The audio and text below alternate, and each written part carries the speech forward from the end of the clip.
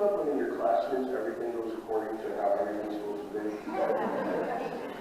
Expectation. I had an expectation that this was going to work.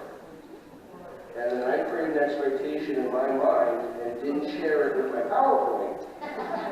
So my PowerPoint made a choice not to work anymore.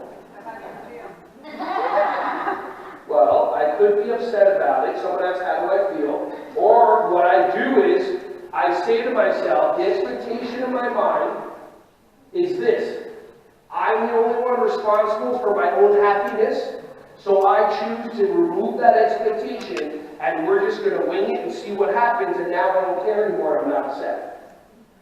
But see, that's how I lived my life, because there used to be a part of it where I chose to live in the world that I would create expectations for other people, comma, I wouldn't really share the expectation with them, comma, then when they didn't fulfill the expectation that I created in my own mind and didn't share with them, I would get upset at them.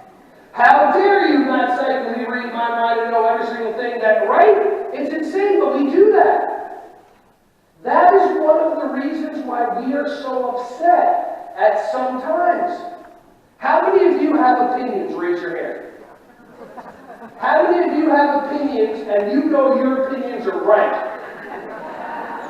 Very clear about that. Got it. How many of you know other people that have opinions also that are different from yours? And they have the audacity to think that they're right.